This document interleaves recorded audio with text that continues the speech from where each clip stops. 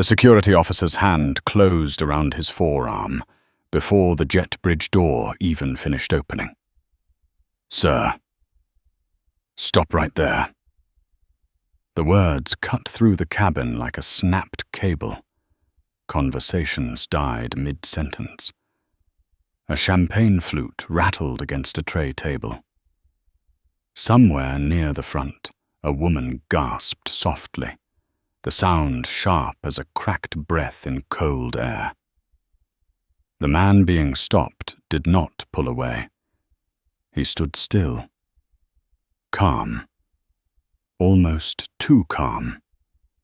His name was Nathan Reed, 46 years old. Tall, lean, dressed in a navy windbreaker that had seen too many airports and a pair of running shoes dulled by miles of concrete floors. No suit, no watch worth noticing, just a canvas backpack slung over one shoulder, the strap frayed near the seam. To anyone watching, he looked like a man who had taken a wrong turn in life and learned to live with it. To the security officer gripping him, he looked like trouble. "You're not authorized to remain on this aircraft," the officer said, voice clipped, rehearsed. "You need to step off." Nathan slowly turned his head. His eyes were steady, dark, alert in a way that made people uncomfortable without knowing why. "I paid for my seat," Nathan said. His voice was low, even. No anger, no plea. "And I haven't broken a single rule." Behind him, the first-class cabin held its breath. A man in a pressed grey blazer leaned into the aisle, lips thin, eyes sharp with impatience. "This is unbelievable," he muttered to no one and everyone. Every time, every flight, some disruption. A flight attendant stood frozen near the galley curtain. Her name badge read, Lauren Mitchell, early 40s, perfect posture, hands folded too tightly at her waist. Her jaw worked once, then again, like she was chewing on something bitter. "Nathan," she said, too loud. "Please cooperate. You're making this worse." Nathan looked at her then. Really looked. He saw the flicker in her eyes. The fear. The calculation. The relief that the problem was finally being removed from her responsibility. "Worse for who?" he asked quietly. Lauren didn't answer. The security officer tightened his grip. "Sir, if you resist, we will escalate." Nathan exhaled through his nose. Slow, controlled. He felt the eyes on him now, not just curiosity, judgment. The familiar weight of it pressed against his ribs. He had felt it before. Boardrooms, courtrooms, parking garages, at night, the silent question hovering in the air. What is he doing here? The plane's door remained open. Cold morning air crept in, carrying the smell of jet fuel and rain. Somewhere beyond the glass, engines idled, a low mechanical growl, like an animal waiting to move. Lauren took a step forward, then stopped. Her fingers trembled before she clenched them into fists. "Nathan," she said again, softer now. "Just step off. We can sort this out at the gate. I promise." She did not promise to make it right, only to make it quiet. From the corner of the cabin, an older woman with silver hair and a cashmere scarf watched the scene unfold. Her eyes were sharp, observant. She noticed the way Nathan's shoulders stayed relaxed, the way his hands remained open at his sides. She noticed the way the security officer stood slightly too close, chest puffed, eager. Power liked to announce itself. Real power didn't need to. Nathan shifted his weight, just enough to relieve the pressure on his arm. The security officer reacted instantly, hand moving toward his radio. "That's enough," the officer snapped. "You're coming with me." The words landed hard. A murmur rippled through the cabin. Phones came out. Not all at once, but enough. Lauren swallowed. Her throat felt tight. This wasn't how the morning was supposed to go. She had reviewed the passenger list twice, noted the VIPs, the donors, the ones whose complaints reached management by lunch. Nathan Reed hadn't been on any of those lists. She remembered the moment he boarded, how he paused just inside the curtain, scanning the cabin like he was memorizing it, how he smiled politely when she asked for his boarding pass, how she hesitated just a beat too long before handing it back. Seat 2 Alpha, first class, paid in full. The hesitation had annoyed her. It always did. The man in the grey blazer stood now. Mid-50s, confident, used to being heard. "This is ridiculous," he said, voice carrying. "If he's causing a delay, remove him. Some of us have connections to make." Nathan turned his head slightly. Not enough to fully face the man. Just enough to acknowledge the sound. "You're free to sit down," Nathan said calmly. "No one is stopping you." The man flushed. "Don't talk to me like that." Lauren flinched. The security officer stepped closer. "Sir, last warning." Nathan's gaze lifted. Not to the officer. To the small camera mounted above the aisle, then to the exit sign glowing red above the door, then finally back to Lauren. "You called this in," he said. Not a question. Lauren opened her mouth, closed it. Her eyes darted toward the cockpit, then back. "You were non-compliant," she said. The words sounded thin, even to her own ears. "You refused to follow instructions." "I asked why I was being singled out," Nathan replied. "That's not refusal." The officer snorted. "Sir, don't play games." A faint smile touched Nathan's mouth. Not amusement. Recognition. He had heard that line before. The older woman with the scarf leaned forward now. "Young man," she said, voice steady. "What exactly did he do?" The officer ignored her. "Lauren didn't. He was argumentative," Lauren said. "Disruptive." Nathan's eyes stayed on her. He didn't blink. "You asked me to move seats," he said. "I asked for the policy that allowed it. You couldn't provide one." "That's not the point," Lauren snapped, then caught herself, her face drained of color. "The point is safety." Nathan nodded slowly. "Safety," he repeated. The word hung there, heavy, overused, convenient. The officer's radio crackled. A voice came through, distorted. "Status? Passenger refusing removal," the officer said. "Proceeding." Nathan felt something shift in the air, the moment tightening, like the intake of breath before a storm breaks. He could feel his pulse now, slow, controlled. He had learned long ago how to keep it that way, how not to give people the reaction they expected. He reached into his jacket pocket. The officer reacted instantly. "Hands where I can see them." Nathan stopped, held his hand up. 2 fingers pinched a slim phone.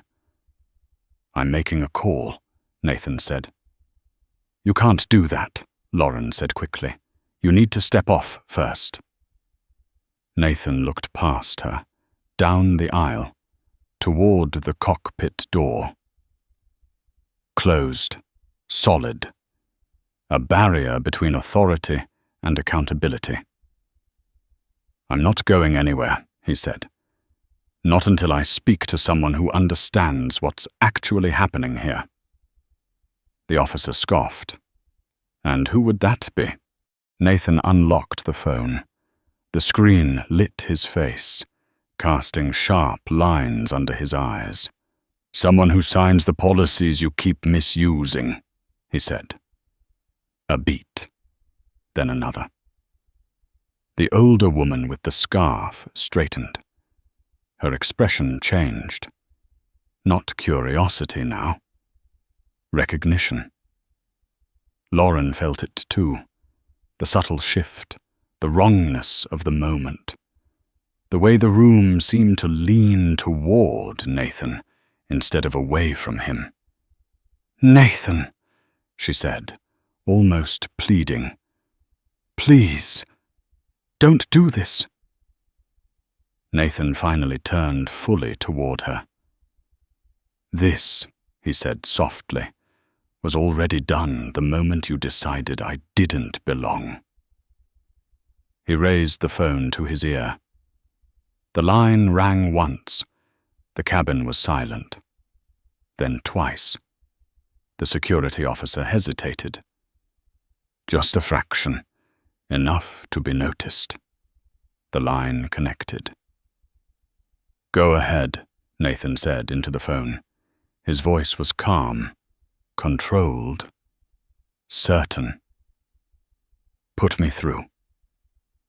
Lauren's breath caught in her chest, because in that moment, for the first time since this began, she realized something terrible. She had never asked who Nathan Reed was, and she had never imagined that the answer might change everything. The voice on the other end of the line did not rush. It never did. "Say it again," the man said calmly, each word measured. American, older, carrying the weight of rooms where decisions ended careers. Nathan didn't raise his voice. He didn't need to. "I'm still on the aircraft. Gate hasn't pulled yet. Security has hands on me. I need you to listen." The silence that followed was not confusion. It was calculation. Lauren Mitchell felt it before she understood it. The temperature in the cabin seemed to drop, just a degree. Enough to make skin prickle. Enough to make instinct whisper that something irreversible had just been tickety set in motion. The security officer glanced at his radio, then back at Nathan. "Sir, end the call." Nathan didn't look at him. His eyes were fixed forward, unfocused now, as if he were no longer in the cabin at all. "I'm listening," the voice on the phone said. Nathan exhaled. "They're invoking non-compliance. No policy cited, no incident documented.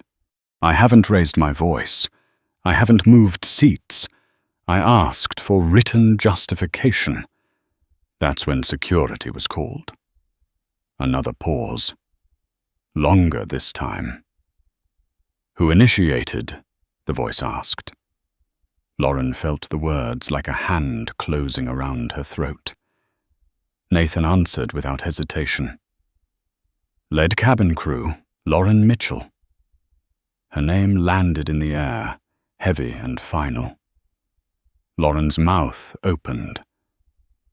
"That's not," Nathan lifted one finger. "Not threatening, not dramatic.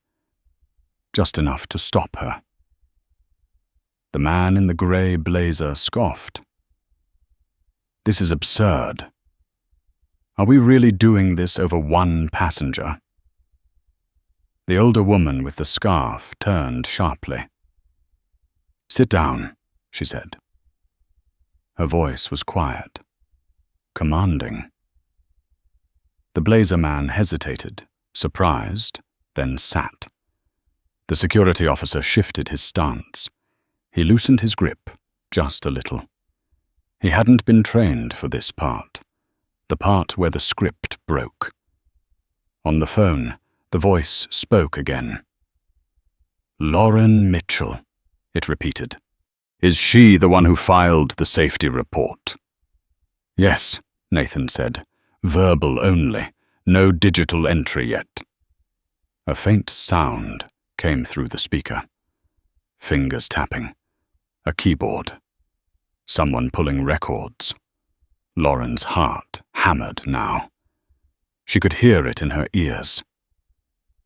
She glanced toward the cockpit door again, willing it to open, willing someone with stripes on their sleeve to come take this out of her hands. The door stayed shut. The security officer cleared his throat. "Sir, I need to know who you're speaking with." Nathan finally looked at him. "You don't," he said. The officer bristled. "I absolutely do." The voice on the phone cut in, sharp now.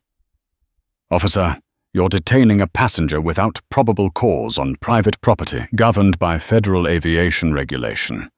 Unless you want this call logged and escalated, you will remove your hand." The officer froze. Lauren stared at Nathan's phone like it had grown teeth. "Who is that?" the officer demanded. Nathan didn't answer. The older woman leaned back in her seat, eyes narrowed, studying Nathan with new interest. She had seen men like him before. Not often. Men who didn't flinch when power pressed down, because they understood its mechanics. The officer's hand dropped away. The cabin exhaled as one. Lauren felt light-headed. "This is getting out of control," she said, her voice thin. "We're delaying departure." The voice on the phone laughed softly. Not amused. Icy. "You delayed it the moment you decided to make a judgment call based on your comfort instead of procedure." Lauren's cheeks burned. "I was protecting the cabin." "You were protecting your authority," the voice replied. "There's a difference." Nathan shifted his weight. His arm throbbed where fingers had dug in, but he ignored it. Pain was irrelevant now. The momentum had turned. "I want the captain," the voice said. Lauren swallowed. "He's busy preparing for departure." "That's unfortunate," the voice replied. "Because he's about to be very busy explaining why his crew is one lawsuit away from grounding an entire route." The cockpit door opened. Captain Mark Ellison stepped out, 58 years old, shoulders broad, hair graying at the temples. He took in the scene in a second. Security. Passengers standing. Phones out. Lauren, pale and rigid. "What's going on?" he asked, already irritated. Lauren rushed toward him. "Captain, this passenger is refusing." Nathan raised the phone slightly. "Captain Ellison," he said evenly. "You're on speaker." Ellison stopped. The voice came through, unmistakable now. "Mark." "Good morning." The color drained from Ellison's face. "Nolan," he said quietly. Lauren's knees almost buckled. Nathan watched it happen. The recognition, the recalculation, the shift from command to damage control. Yes, Nolan said, it's me, and you're about to make a very expensive mistake. Ellison straightened. Sir, I wasn't aware. That's the problem, Nolan snapped. You weren't aware, and you didn't care to be. Ellison looked at Nathan, really looked this time, took in the stillness, the lack of fear, the patience that came from knowing time was an ally. Who is he? Ellison asked, though his voice already knew. Nolan didn't answer immediately. He let the silence do its work. This is Nathan Reed, Nolan said finally. Chief Compliance Architect, External Oversight, the man whose report last quarter kept this airline out of a federal consent decree. Lauren staggered back as if struck. Nathan felt eyes on him now. Different eyes. Measuring, rewriting their assumptions in real time. He's traveling under his own name, Nolan continued, in a paid seat, and your crew flagged him as a threat because he asked for policy clarity. Ellison's jaw tightened. That's not enough, Nolan said. You don't get to spin this. The man in the grey blazer stood again, voice smaller now. Captain, I had no idea. Sit down, Ellison barked, the command cracking through the cabin. The man obeyed instantly. Lauren felt something inside her collapse. The neat structure she relied on. The hierarchy. The certainty that she knew who mattered. She looked at Nathan. His expression hadn't changed. No triumph. No anger. Just a quiet, devastating calm. I want a full incident report, Nolan said. Time-stamped. I want security footage preserved. I want the safety log frozen. And I want Lauren Mitchell removed from laid duties effective immediately. Lauren's breath hitched. You can't. Ellison turned on her, eyes hard. You're relieved, he said. Now. Tears blurred her vision. I was just doing my job. Nolan's voice softened, just slightly. No. You were doing what felt easy. The words hurt more than shouting ever could. Nathan lowered the phone. The cabin was utterly silent now. Ellison cleared his throat. Mr. Reed, he said carefully. I apologize. Nathan met his gaze. You're apologizing too late, he said. Not cruel, just factual. Ellison nodded once. What do you want? Nathan glanced around the cabin, at the older woman watching him with something like approval, at the passengers who had judged him and recalibrated too late. I want to stay on this flight, Nathan said, and I want every step of this documented. Not for me. For the next person who doesn't have a phone call that scares you. Nolan's voice returned, firm. You'll get it. Ellison nodded. Yes, sir. The security officer stepped back fully now, suddenly very interested in the floor. Lauren stood frozen, stripped of authority, watching the man she had dismissed dismantle the room without raising his voice. Nathan slid the phone back into his pocket. The engines outside continued their low growl, patient, waiting. This wasn't over. It was only beginning. The cabin didn't return to normal after that. It couldn't. People sat back down. but their bodies stayed angled toward Nathan Reed, like furniture rearranged by an earthquake and never quite set right again. Conversations didn't resume. They dissolved. Whispered fragments slipped between rows and died before becoming sentences.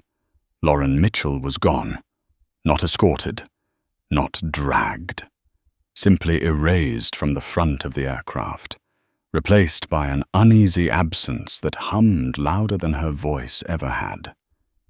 A junior attendant named Caleb took her place, early 30s, hair still damp at the temples, eyes too alert. He avoided Nathan's gaze entirely as he moved down the aisle, hands trembling just enough to be noticed. Captain Ellison retreated to the cockpit without another word. The door sealed shut with a dull, mechanical thud that sounded final, though nothing about this felt finished. Nathan returned to his seat. 2 Alpha. Window. He placed his backpack under the seat in front of him, aligning it carefully, habitually, as if order itself were a form of defense. Only when he sat did he feel the dull ache in his forearm bloom into something sharper. He ignored it. Pain was temporary. Consequences were not. The older woman with the scarf leaned across the aisle. "You didn't raise your voice once," she said softly. Nathan turned his head slightly. Raising it would have given them something to point at. She nodded. They're very good at that. Her name, he would later learn, was Margaret Hale, 71, retired federal judge. She had spent 4 decades watching people confuse authority with virtue and pay for it when someone knew the difference. The plane began to move. The subtle lurch backward pressed everyone into their seats. Engines spooled up, the sound deep and insistent. Outside, the grey morning blurred into motion. A flight attendant's voice came over the intercom, overly bright, strained at the edges.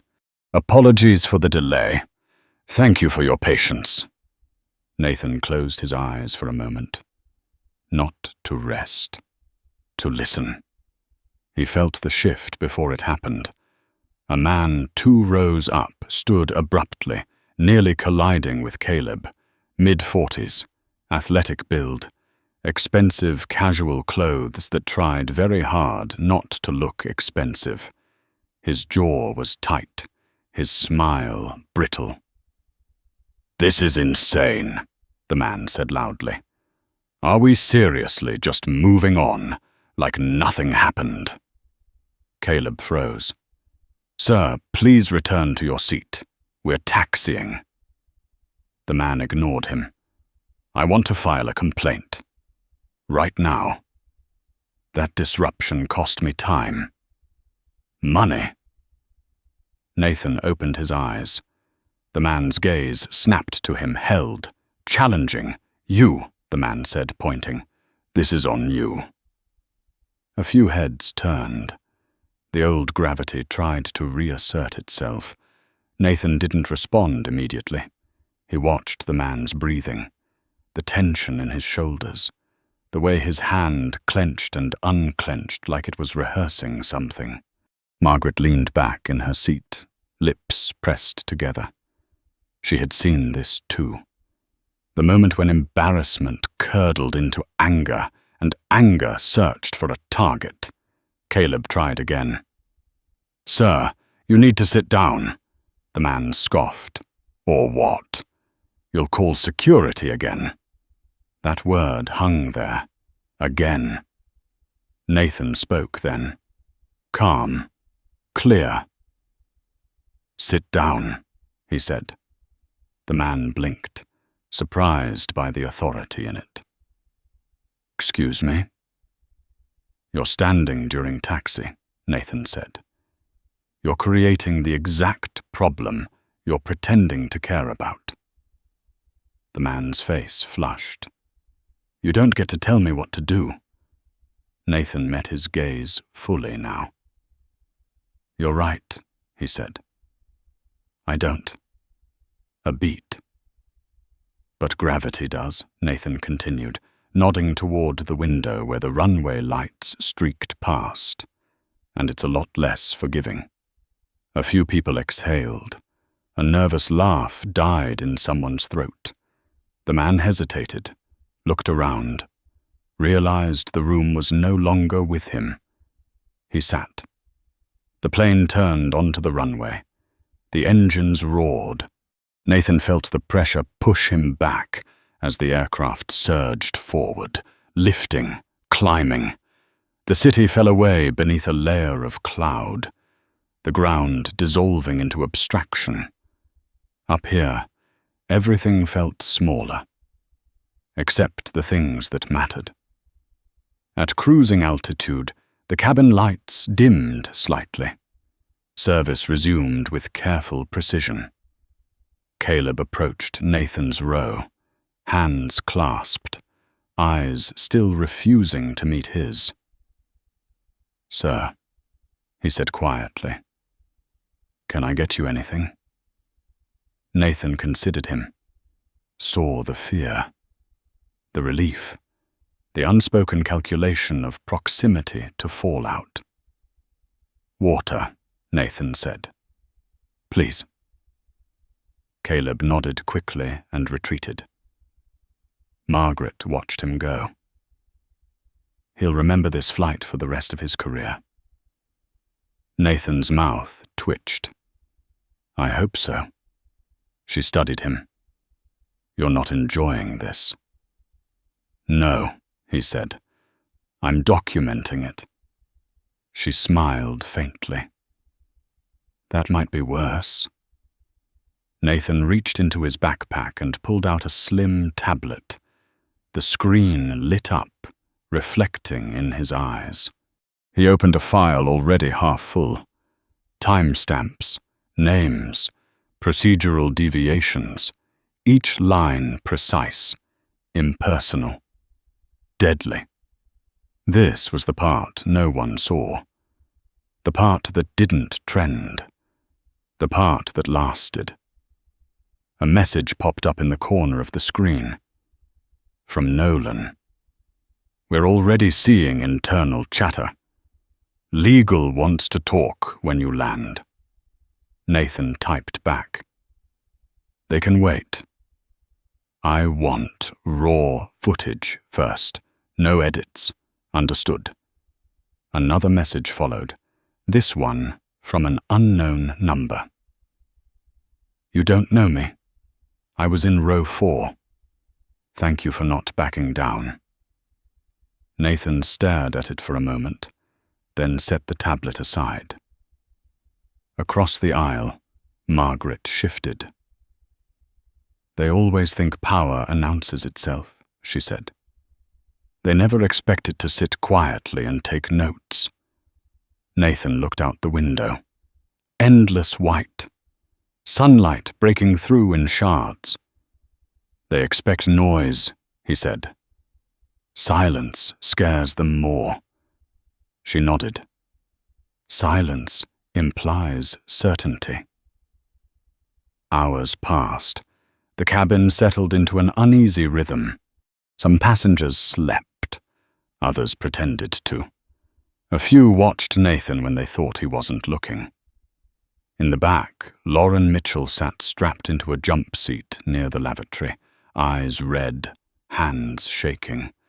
She replayed the morning over and over, each decision branching into 1,000 possible outcomes, all of them bad.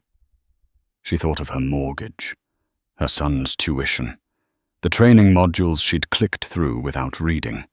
She thought of the way Nathan had looked at her, not angry, not triumphant, just disappointed. That hurt the most. In the cockpit, Captain Ellison flew with rigid focus. His ascent had been too steep. Margaret noticed. She said nothing. Not yet. Nathan didn't sleep. He spent the flight building something quiet and unstoppable. By the time the plane began its descent, the file on his tablet had doubled in length, patterns emerging, names repeating, a system revealing itself, not through one incident, but through many small ones so no one had bothered to connect. The landing was smooth, too smooth. As the wheels touched down and the cabin applauded out of habit, Nathan closed the tablet and slipped it back into his bag. The old world thought this was over. It wasn't. It had just crossed the point of no return. The jet rolled to a stop at the gate, and for a moment no one moved. The engines powered down with a long mechanical sigh, as if the aircraft itself were exhausted by what it had carried across the sky. The seatbelt sign chimed off. Overhead bins clicked open. Life tried to resume. It failed. Nathan Reed stayed seated, hands resting on his thighs, back straight. He watched reflections ripple across the window glass as ground crew approached, their fluorescent vests bright against the grey afternoon. He felt the shift again, subtle but unmistakable.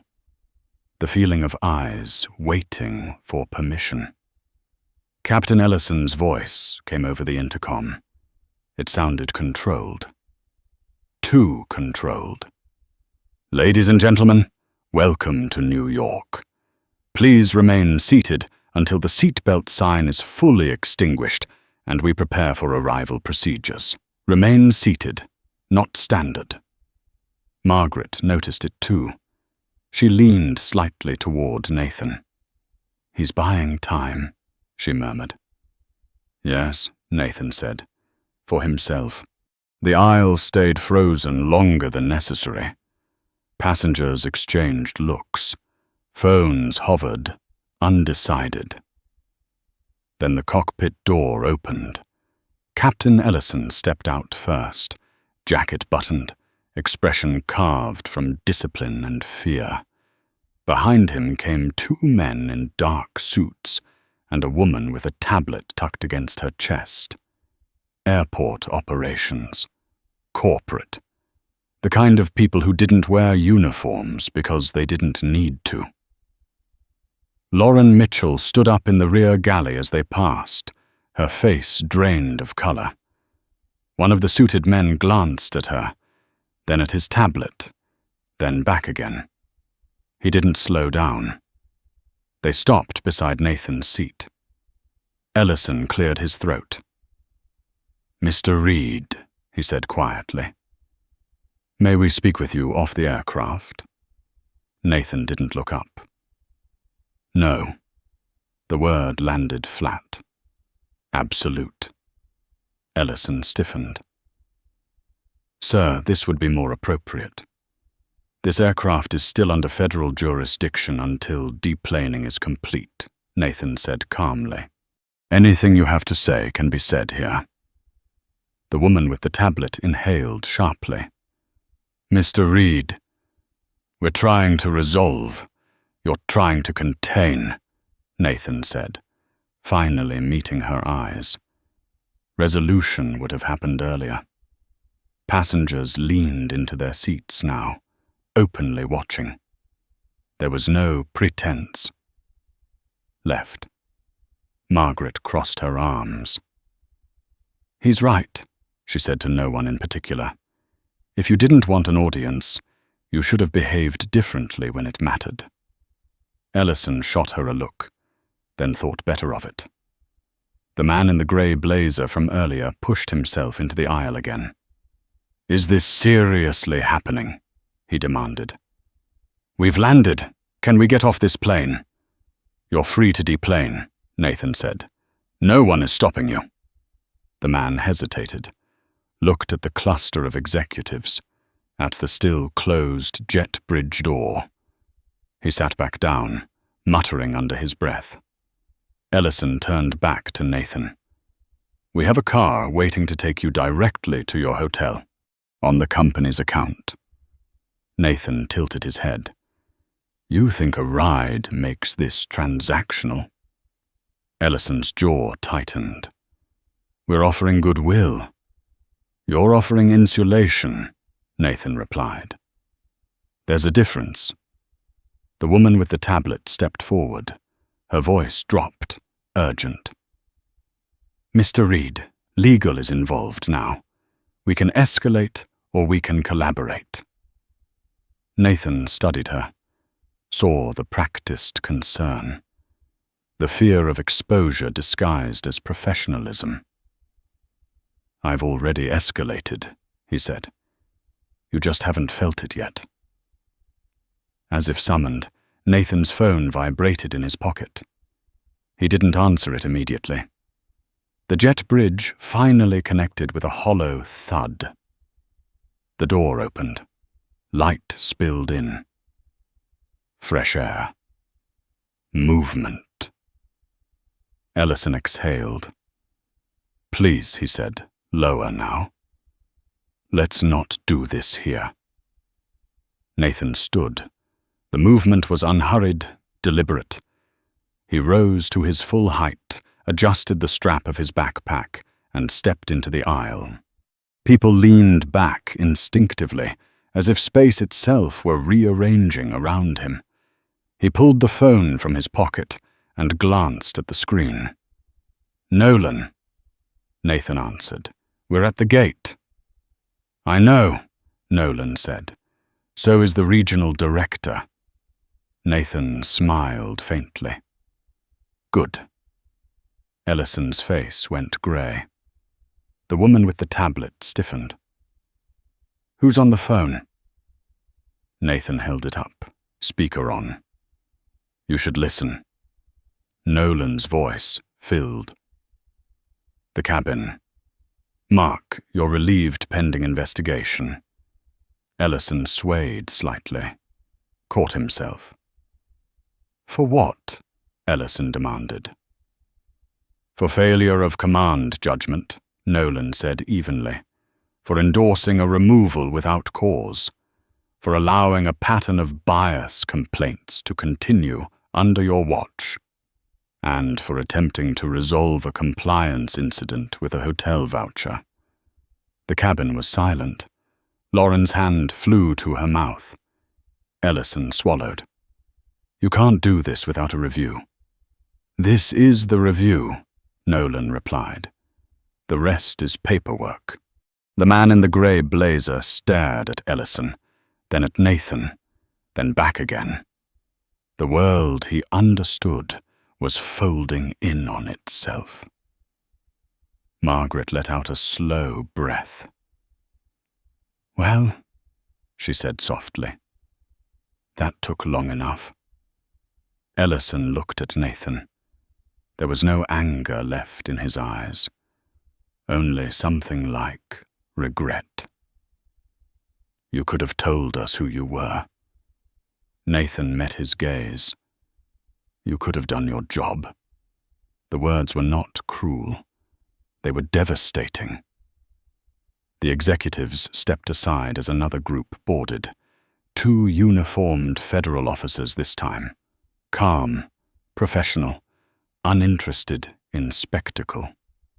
One approached Nathan. Mr. Reed, he said, we're here to escort you. Nathan nodded. Of course. Lauren's knees gave out. She sank back into the jump seat, tears spilling freely now. I didn't know, she whispered. I swear I didn't know. Nathan paused beside her. He didn't touch her, didn't raise his voice. That's the problem, he said quietly. You never ask. He moved on. As Nathan stepped onto the jet bridge, cameras flashed.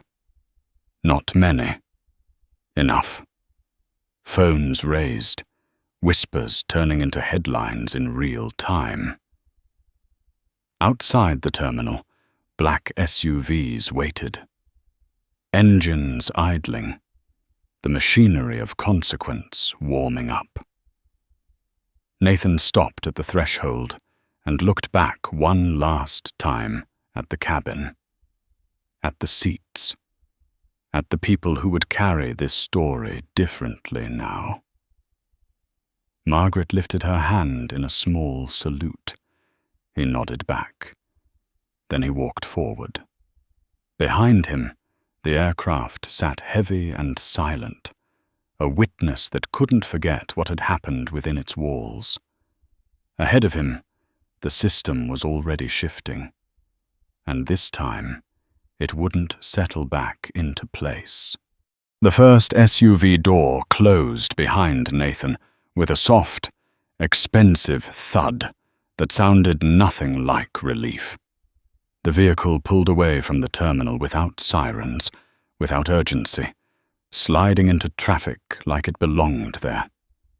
Inside, the air smelled faintly of leather and citrus wipes. Across from him sat Nolan Price, late 60s, silver hair combed back, eyes sharp and restless. He didn't offer his hand. He never did when things mattered. "You embarrassed them," Nolan said, watching the terminal recede through the tinted glass. Nathan leaned back. "They embarrassed themselves." Nolan exhaled through his nose. "You forced a public escalation. I documented a private failure," Nathan replied. "They made it public." Nolan turned then, studying him. "You could have ended it on the plane." Nathan met his gaze. "And let them fix the optics without fixing the behavior." Silence settled between them, thick but not hostile. The city slid past outside, grey steel and glass catching late afternoon light. Somewhere overhead, another plane lifted off, unbothered. "They're already circling," Nolan said finally. "Legal, media, labor. Everyone wants to know how deep this goes." Nathan nodded. "It goes as deep as you're willing to let it." Nolan smiled thinly. "That's what I was afraid you'd say." The SUV stopped beneath a private overhang. Doors opened. Nathan stepped out into a quiet entrance, framed by stone and polished metal. Inside, a conference room waited. No windows. Just a long table and a wall-sized screen already glowing. 3 people were there: corporate counsel, compliance director, communications. They stood when Nathan entered, not out of respect, out of fear of misjudging the moment. "Sit," Nolan said, waving a hand. They did. Nathan placed his backpack on the table and unzipped it. The sound was small but commanding. He took out the tablet and connected it to the screen. The first slide appeared. Not flashy, just a list. Dates, flight numbers, names, a pattern. "This isn't about one crew," Nathan said. "Or one captain. Or one flight." The compliance director swallowed. "We've addressed isolated incidents." "They're not isolated," Nathan cut in. His voice wasn't raised. It didn't need to be. "They're clustered, repeated, escalating, and always justified with the same language." He tapped the screen. Another slide. Highlighted phrases: non-compliant, disruptive, safety concern. "None of these resulted in formal findings," Nathan continued, "because the reports stopped at verbal, because paperwork was inconvenient, because someone decided discomfort was the same thing as danger. The communications lead shifted. This will blow up if it leaks. It already has," Nathan said. "The only question is whether you're ahead of it or buried under it." Nolan leaned forward. "What do you want?" Nathan paused. Not for effect. For accuracy. I want command accountability, he said. Not quiet retirements. I want training that isn't a checkbox. I want an independent review board with real authority. And I want every passenger removal logged, reviewed, and traceable. The lawyer cleared her throat. That exposes us to liability. Nathan looked at her. You're already liable. I'm offering you a chance to be honest. Another slide appeared. Internal memos. Ignored warnings. Deferred recommendations. The compliance director closed his eyes. This will cost us, Nolan said. Nathan nodded. It should. A knock interrupted them. Soft. Controlled. The door opened, and a security aide stepped in. Sir, he said to Nolan, there's a situation outside. Nolan frowned. What kind? Press, the aide said. And labor. Nathan didn't turn around. Nolan sighed. Of course there is. They stood. The room felt smaller now, the walls pressing inward. When they exited into the lobby, the noise hit them all at once. Cameras, voices, questions shouted over each other. A reporter pushed forward. Miss Price, is it true a passenger was wrongfully detained on one of your flights today? Another voice. Are you aware of allegations of systemic bias? Nolan raised his hands. We'll issue a statement. Nathan stepped forward. The crowd shifted instantly. Microphones angled towards him. Phones zoomed in. He didn't smile. This isn't about allegations, Nathan said. It's about documentation. The words cut through the noise. I was treated as a problem before I was treated as a person, he continued. That didn't start on that plane, and it won't end with one apology.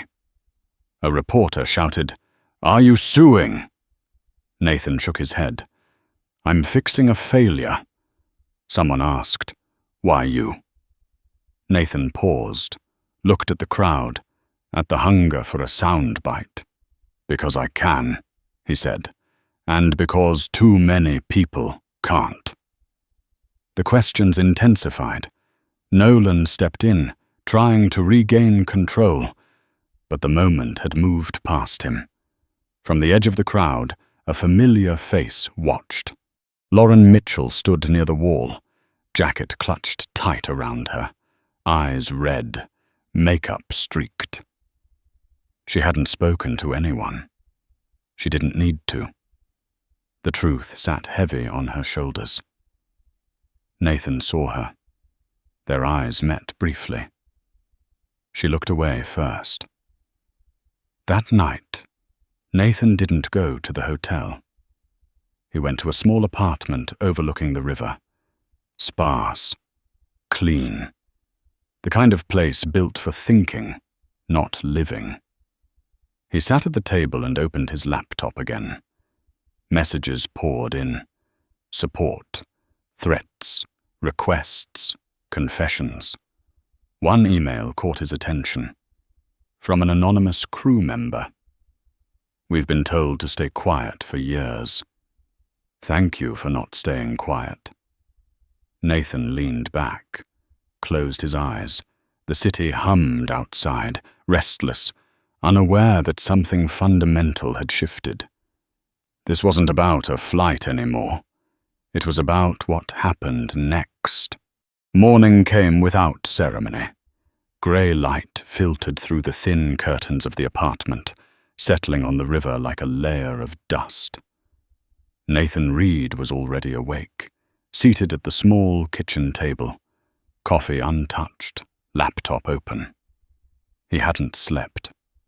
Not from adrenaline, from clarity. The inbox had turned into a confession booth overnight. Crew members, former supervisors, gate agents. People whose names never appeared in press releases, but whose fingerprints covered every incident report that never got written. They didn't write emotionally. They wrote precisely. Dates, routes, who said what, who told them to drop it. Patterns always looked obvious in hindsight. What Nathan was seeing wasn't hindsight. It was accumulation. His phone buzzed. Nolan. "They're calling an emergency board session," Nolan said without preamble. "Unions want assurances. Regulators want access, and the media wants blood." Nathan closed the laptop halfway. "They'll get access." There was a pause. "You're serious?" "I always am." Another pause. Longer. "You're not on the board, Nathan." "No," Nathan said. "I'm worse." Nolan sighed. "You're going to force my hand." "I'm giving you a chance to use it," Nathan replied. He ended the call. By mid-morning, the headlines had shifted from curiosity to concern. Not sensational, surgical. Analysts began asking questions investors hated. Words like governance, exposure, oversight. In a quiet office across town, Lauren Mitchell sat in front of a man she had never met before that morning. He introduced himself as Internal Review. No last name, no warmth. "Walk me through your decision-making," he said, fingers folded. Lauren stared at the tabletop. The grain of the wood looked suddenly fascinating. "I followed protocol." "Which protocol?" he asked. She hesitated. "Operational discretion." He nodded. "And what informed that discretion?" Lauren swallowed. The room felt airless. "Experience." He waited. She looked up, finally. He didn't fit. The words sounded ugly the moment they left her mouth. "Didn't fit what?" the man asked gently. Lauren's eyes filled. "The profile." "What profile?" She closed her eyes. "The one we don't say out loud." The man wrote something down. Slowly. Deliberately. "Thank you," he said. "That will be all for now." She stood on unsteady legs, realizing with a quiet horror that honesty had not saved her. It had only clarified things. Across the city, Nathan sat in a conference room that didn't belong to him, but felt like it should. Screens lined the walls. Legal counsel dialed in remotely. A federal liaison joined without introduction. "This review will be comprehensive," the liaison said. "We'll need unrestricted access." Nathan nodded. "You'll have it." One of the attorneys leaned forward. "This could ground operations." "Yes," Nathan said. "Temporarily." The attorney bristled. "That's catastrophic." Nathan's gaze was steady. "So is ignoring it." Silence followed. Heavy. Necessary. That afternoon, Nolan stood before the board. Faces he had known for decades stared back at him with varying shades of panic and calculation. "We can't weather this," one of them said. "Not like this." Nolan folded his hands. "We don't have a choice." "Who put him in charge?" another snapped. Nolan didn't raise his voice.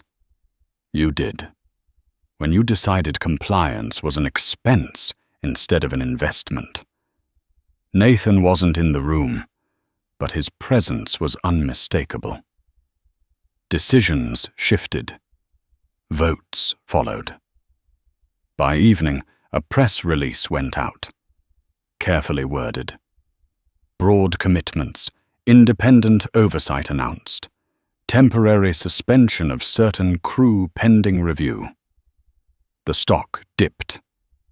Not disastrously, just enough to hurt. Nathan watched the numbers flicker on his screen without satisfaction. His phone buzzed again. A message from Margaret Hale. Saw the announcement. Proud of you. Call me. He did. You knew this would get ugly, she said. Yes. And you did it anyway. Yes. She laughed softly. Good. There was a knock at the door. Nathan ended the call and opened it. Caleb stood there, wringing his hands. He looked smaller without the uniform. I'm sorry to bother you, Caleb said. They gave me this address. Nathan stepped aside. Come in. Caleb sat, perching on the edge of the chair like he didn't deserve it. They're interviewing everyone. I told them everything. Good, Nathan said. Caleb hesitated. I didn't stop it. You didn't start it, Nathan replied. And you didn't protect it. Caleb exhaled, shoulders sagging. I just kept thinking, what if it was my mom? Or my brother? That's where it starts, Nathan said. Caleb nodded, eyes wet. They asked me if I'd testify. And? Nathan asked. I said yes. Nathan held his gaze. That will cost you. Caleb nodded. I know. They sat in silence for a moment. Two men at different points on the same road. After Caleb left, Nathan returned to his laptop. Another message had arrived. This one marked confidential. Subject, preliminary findings. He opened it. The language was dry, methodical, but the conclusion was unmistakable. Systemic failures, cultural reinforcement, leadership negligence. Nathan closed the document and leaned back. Outside, the city pulsed on. Cars, sirens, lives uninterrupted. Tomorrow, the first hearings would begin. Tomorrow, names would be read aloud. Tomorrow, people would learn that silence was never neutral. Nathan stood and looked out at the river. The water moved steadily, indifferent to reputations and excuses. This was the part no one saw in movies. The long middle, the grind. The part where justice wasn't loud, but relentless. And he wasn't done yet. The hearing room smelled like old carpet and burnt coffee. The kind of place where careers quietly ended without anyone raising their voice. Nathan Reed took a seat at the long table, placing his folder down with deliberate care. The microphones were already live, red lights glowing. Across from him sat a line of executives in tailored suits, their posture stiff, hands folded as if still waiting for permission to speak. Behind them, rows of observers filled slowly. Union representatives, junior staffers, a few reporters who had learned the difference between noise and consequence. Margaret Hale sat in the back row, hands folded over her cane, eyes sharp and attentive. The chairwoman cleared her throat. This session of the Oversight Review Committee will come to order. Nathan didn't look at her. He was watching Captain Mark Ellison enter from a side door. Ellison looked smaller without the uniform. No stripes, no jacket. just a dark suit that hung a little too loose on his shoulders. His eyes scanned the room, searching for something familiar to anchor himself. They landed on Nathan. Ellison looked away. "Mr. Reed," the chairwoman said, "you're here as an external compliance architect and material witness." "Yes," Nathan replied. "You may proceed." Nathan stood. The room quieted, not because he demanded it, but because people sensed that this was not a performance. He didn't shuffle papers, didn't clear his throat. On the morning of the incident, Nathan began. "I boarded a commercial flight as a paying passenger. I complied with all instructions. I asked for clarification when a request contradicted policy. That request was treated as defiance." He paused, letting the words settle. "What followed wasn't an anomaly," he continued. "It was the outcome of a system trained to reward certainty over accuracy." One of the executives shifted. Nathan noticed. "When discretion replaces documentation, bias finds shelter," he said. "And when leadership validates that shortcut, it becomes culture." The chairwoman nodded slowly. "You're asserting this was systemic." "I'm asserting it was inevitable," Nathan replied, "given the incentives in place." He gestured to the screen behind him. A chart appeared. Complaints over time. Resolutions marked in grey. Patterns unmistakable. Captain Ellison lowered his head. "I want to be clear," Nathan said. "This is not about villainy. It's about accountability. People didn't wake up wanting to do harm. They woke up wanting to be comfortable." A murmur rippled through the room. Ellison's lawyer stood. "With respect, my client followed his training." Nathan turned to him. "That's exactly the problem." Ellison looked up sharply. "Training that teaches escalation without verification is dangerous," Nathan said, "especially in environments where authority is absolute and consequences are deferred." The chairwoman raised a hand. "Captain Ellison, do you wish to respond?" Ellison stood slowly. His hands shook. He clasped them behind his back. "I made a call," Ellison said, voice hoarse. "I believed I was protecting my crew." "Did you verify the claim?" Nathan asked. Ellison hesitated. "No." "Did you consult written policy?" Nathan pressed. "No." "Did you consider the possibility you were wrong?" Nathan asked, quietly now. Ellison swallowed. "No." Silence fell, heavy, unforgiving. "I've flown for 30 years, Ellison continued, desperation creeping in. "I've made decisions under pressure." "This wasn't pressure," Nathan said. "This was convenience." Ellison flinched. The chairwoman scribbled notes. "Ms. Mitchell," she said, "please step forward." Lauren Mitchell approached the table like someone walking into cold water. Her face was pale, her hands clenched together as if holding herself upright. "Do you stand by your initial report?" the chairwoman asked. Lauren opened her mouth, closed it, looked at Nathan. He didn't nod, didn't shake his head. He gave her nothing.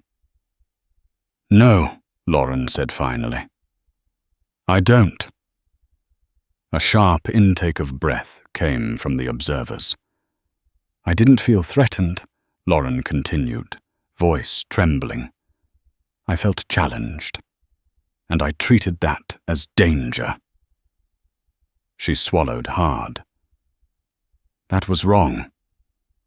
Nathan watched her closely. He saw the cost of saying it. The chairwoman leaned back. Thank you for your honesty. Lauren's eyes filled with tears. She stepped back, shoulders shaking. A union representative stood. How many times did this happen without witnesses? He asked. How many people got removed quietly? Nathan answered before anyone else could. Enough that people stopped believing complaints mattered. The representative nodded grimly. The hearing stretched on. Testimony layered over testimony. Emails read aloud. Decisions dissected until they lost their justifications and stood naked. By the end of the day, the room felt wrung out. As people filed out, reporters clustered near the exit. Questions flew. Cameras flashed. Nathan didn't stop. Outside, the air was cold and sharp. The city buzzed, indifferent. Nolan stood near the steps, phone pressed to his ear. He ended the call when he saw Nathan. It passed, Nolan said. Full review. Mandatory changes. Ellison's resignation accepted. Mitchell suspended pending retraining. Nathan nodded. And enforcement. Nolan hesitated. There will be resistance. There always is, Nathan said. That's how you know it matters. Margaret approached them, smiling faintly. You didn't let them turn it into theatre. Nathan shrugged. I hate theatre. She studied him. You did something most people don't. What's that? He asked. You stayed when it got boring, she said. When the cameras lost interest, Nathan looked back at the building, at the doors now closing. This is where change either happens, he said, or quietly dies. Margaret nodded. Not today. As Nathan walked away, his phone buzzed again. Another message, another name. Another story waiting to be told. The momentum was still rising, and he was still standing at the center of it. The backlash didn't arrive all at once. It seeped in. It came through op-eds, framed as concern. Through think pieces, warning about overcorrection. Through anonymous sources whispering that Reed had an agenda, that he was dangerous not because he was wrong, but because he was right in the wrong way. Nathan read none of it. He was seated in a borrowed office 2 floors above a logistics hub, walls bare, furniture temporary, the kind of place designed to be vacated quickly if things went south. On the table in front of him lay printed affidavits, not highlighted, not annotated, just stacked, squared, waiting. Nolan paced behind him, jacket off, tie loosened. They're calling you a disruptor now, he said, saying you're destabilizing an industry that can't afford instability. Nathan didn't look up. Industries that can't survive scrutiny shouldn't survive at all. Nolan stopped pacing. You're making enemies. I already had them, Nathan said. They just didn't know my name. The door opened quietly. A woman stepped in, early 40s, hair pulled back tight, eyes alert. She introduced herself as Dana Morales, Department of Transportation. Oversight Division. We're seeing internal resistance, she said without preamble. Middle management slowing compliance, reframing directives as optional. Nathan nodded. Expected. Dana leaned forward. We can push harder, but it gets political. Nathan met her gaze. It was political the moment people decided whose comfort mattered. Dana held his stare, then smiled thinly. I like you. Nolan groaned. That makes one of us. That afternoon, the first counter-strike landed. An airline association released a joint statement questioning the legality of external oversight imposed without shareholder vote. It was clean, polished, carefully worded to sound reasonable. Nathan read it once. Then he forwarded it to Dana with a single line. They're coordinating. Her reply came minutes later. Noted. By evening, his phone rang with a number he didn't recognize. Mr. Reed, a man's voice said. Smooth, confident. This is Thomas Keane.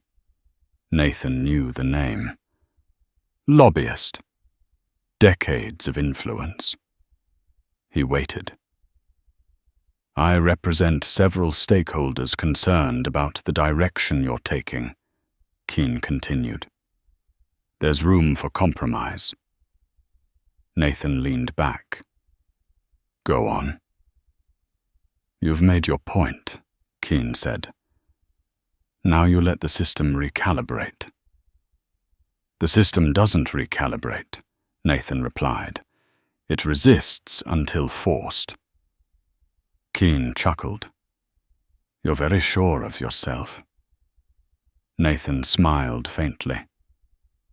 No, I'm very sure of the data. A pause. Be careful, Keane said. You're not untouchable. The line went dead.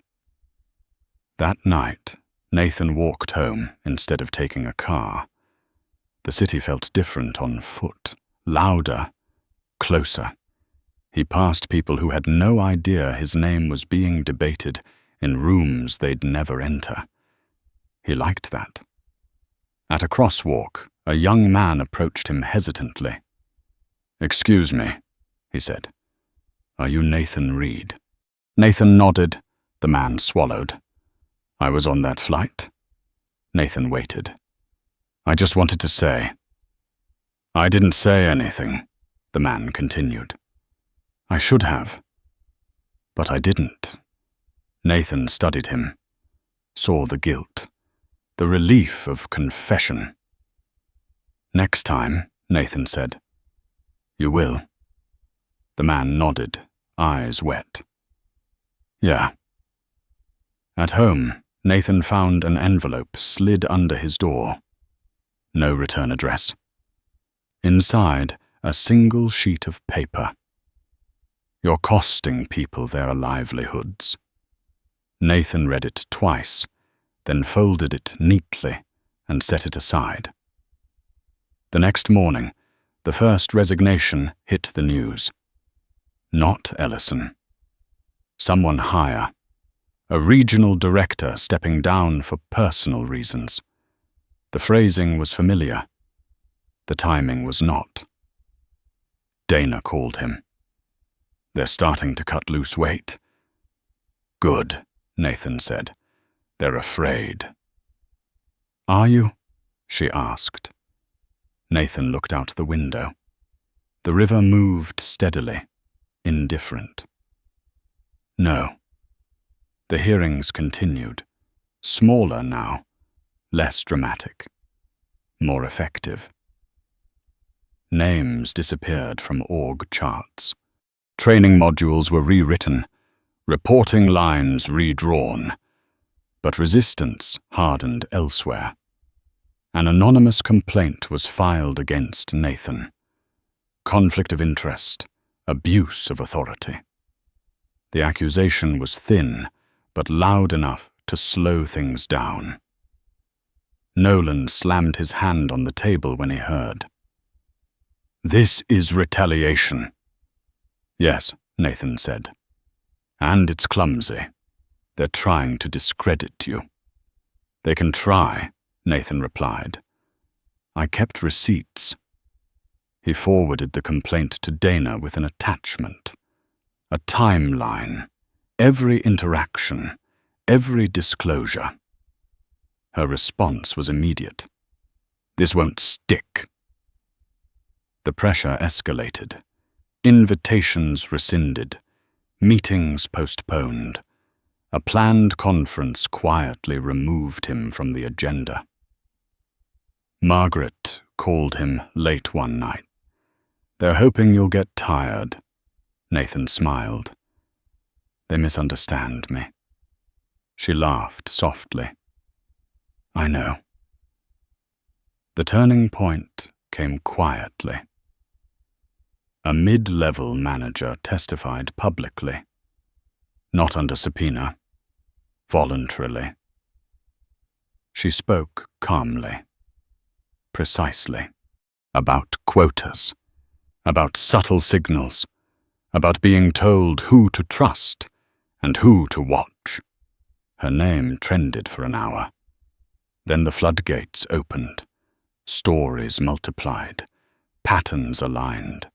The narrative shifted from Reed versus the industry to the industry versus itself.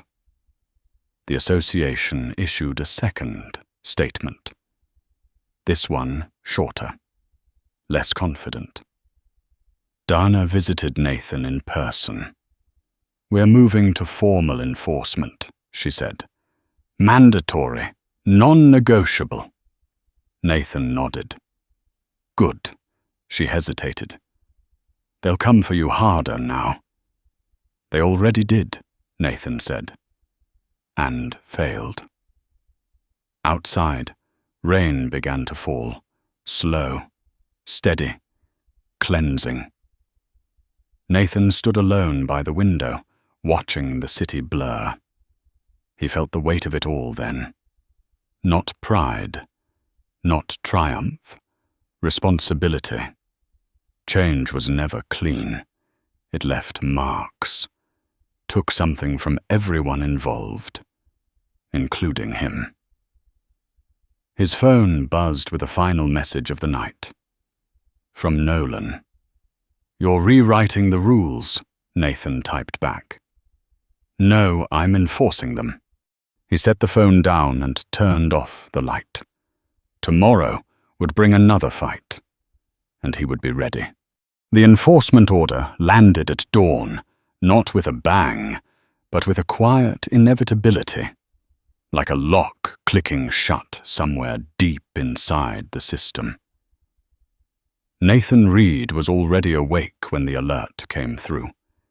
He read it once, then again, absorbing the language. Mandatory compliance audits, immediate corrective actions, federal oversight with teeth, no carve-outs, no grace period disguised as mercy. Across the city, phones lit up in executive bedrooms, some with disbelief, some with relief, some with the cold recognition that a long game had just ended. Nolan called him 30 minutes later. They signed it. "I know," Nathan said. A pause. "You just grounded a culture." "No," Nathan replied. They grounded themselves. By mid-morning, the airport was a study in controlled chaos. Meetings cancelled, briefings rewritten on the fly. Managers pulled into rooms without windows. The machinery of avoidance sputtered, then stalled. Nathan walked through the terminal without an escort, just another man moving against the current. He wore the same navy windbreaker, the same running shoes. The difference now was in the way people looked away when they recognized him. Not from disdain, from uncertainty. He stopped near a departure board, where flights blinked between on time and delayed. A group of crew members stood nearby, voices low. When they noticed him, the conversation died. One of them stepped forward. A woman in her early 50s, hair pulled back, posture tired but proud. "Mr. Reed," she said, I've been flying 22 years. Nathan nodded. I saw what happened on that flight, she continued. I didn't say anything. I thought it wasn't my place. Nathan waited. She took a breath. I was wrong. He held her gaze. What will you do next time? She didn't hesitate. Say something. He nodded once. That's all that ever mattered. She stepped back, eyes bright, shoulders straighter. The group dispersed, quieter but different now. In a glass-walled conference room upstairs, Captain Mark Ellison sat alone, hands folded, staring at a resignation letter he had already signed. The words felt heavier now that enforcement had arrived. He had told himself he was a casualty of timing, of optics, of bad luck. He was running out of places to hide. A knock sounded. He looked up to see Nathan standing in the doorway. Ellison stiffened. You're here to finish it. Nathan shook his head. I'm here to understand. Ellison laughed bitterly. Understand what? How someone with your experience missed what was right in front of him, Nathan said. Ellison looked away. I trusted my crew. You trusted your comfort, Nathan replied gently. Those aren't the same. Ellison swallowed. I never thought of myself as that guy. Most people don't, Nathan said. That's why systems matter more than intentions. Ellison closed his eyes. What happens to me? That's not up to me, Nathan said. It never was. He turned to leave, then paused. But what happens next is... Ellison looked up. For who? For the people who will sit in that cockpit after you, Nathan said. And do better. Nathan left him there, the letter still unsigned, the mirror finally unavoidable. Across town, Lauren Mitchell sat in a training room with a dozen others, none of them speaking. The walls were bare, the chairs uncomfortable by design.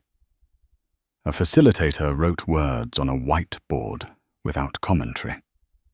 Bias, authority, silence. Lauren stared at the words until they blurred. She thought of the envelope under her door, the looks on the plane, the way her authority had evaporated the moment it was questioned.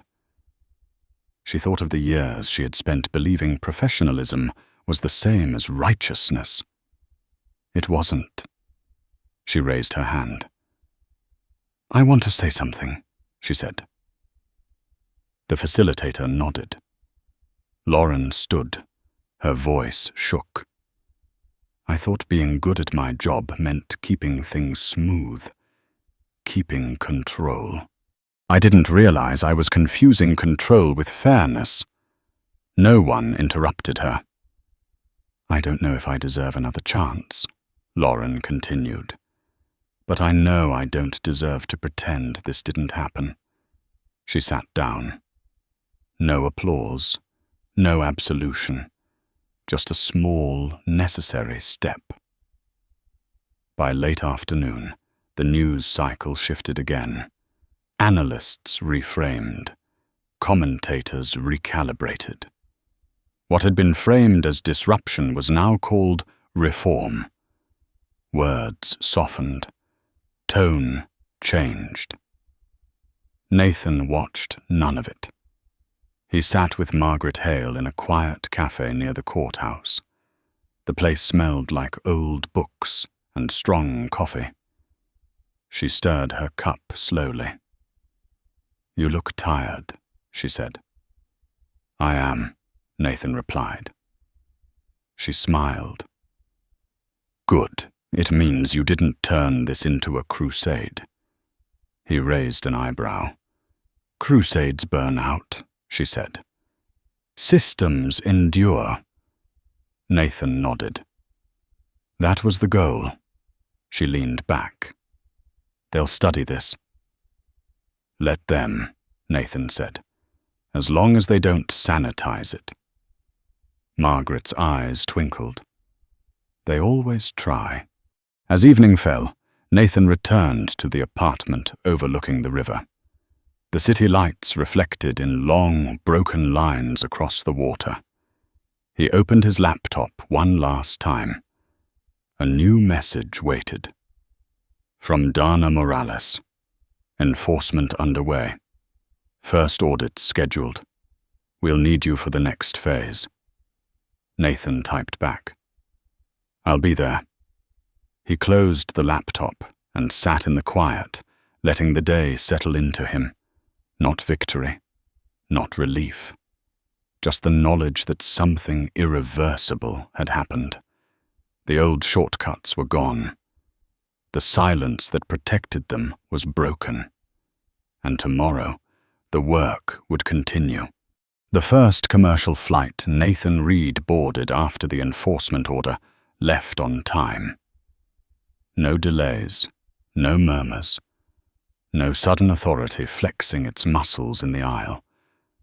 Just the quiet, procedural efficiency of people who knew they were being watched and, more importantly, understood why. Nathan took his seat near the window. Not first class, not hidden, not symbolic. Just a seat.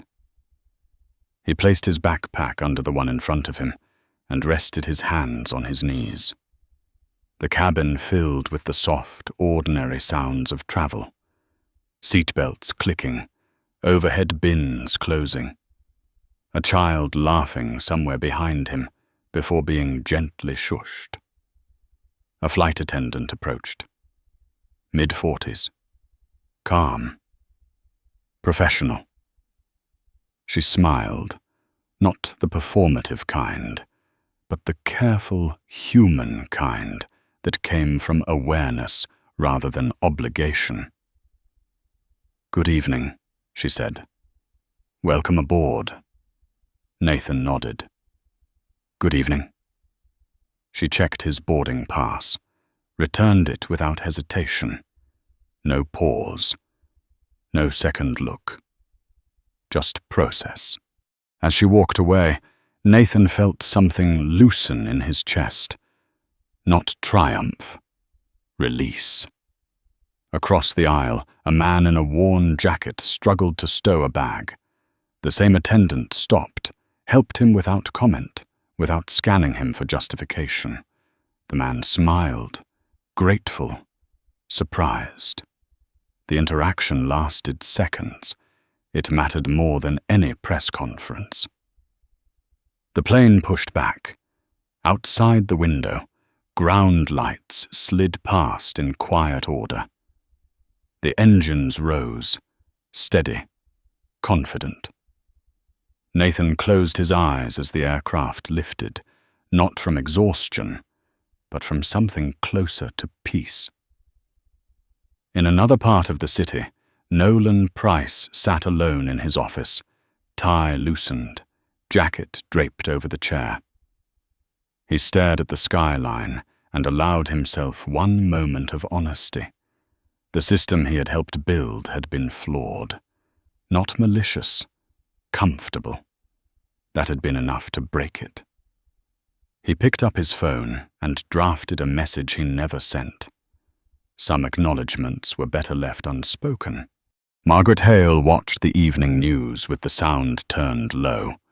The story had already moved on, as stories always did. New crises, new outrage. But she knew better. Real change never held the spotlight. It settled in quietly, reshaping habits until people forgot it had ever been different. She raised her glass towards the screen when Nathan's name appeared briefly in the ticker, not as a headline, but as a reference point. That was how she knew it had worked. In a training room near the airport, Lauren Mitchell sat in the back row, notebook open, pen steady. She no longer wore her old posture like armor. She listened more than she spoke. When she did speak, it was careful, precise, accountable. The room didn't forgive her. It didn't need to. It held her. That was harder. Caleb stood at the front of a different room, hands no longer trembling as he spoke into a microphone. He explained reporting protocols to new hires, not as rules, but as responsibilities. His voice was clear, his back straight. He had learned that courage was not loud, but it was contagious. The flight leveled off. A beverage cart rolled down the aisle. Nathan accepted a glass of water. He took a sip and watched the lights dim, the cabin settle into that suspended space between departure and arrival where people were most themselves. He thought about the messages still coming in, about the people who would never know his name but would feel the difference, about the systems that would resist again someday, because they always did, and about the quiet truth that power only mattered when it was used to protect those without it. Nathan Reed was not a hero. He did not want to be remembered. He wanted things to work the way they were supposed to, when no one was watching. The plane continued east, cutting through darkness toward its destination, carrying ordinary people in ordinary seats under rules that, finally, applied to everyone. If this story moved you, take a moment to like and subscribe. Share it with someone who believes dignity should never be negotiable, and comment 3 simple words. Your story matters.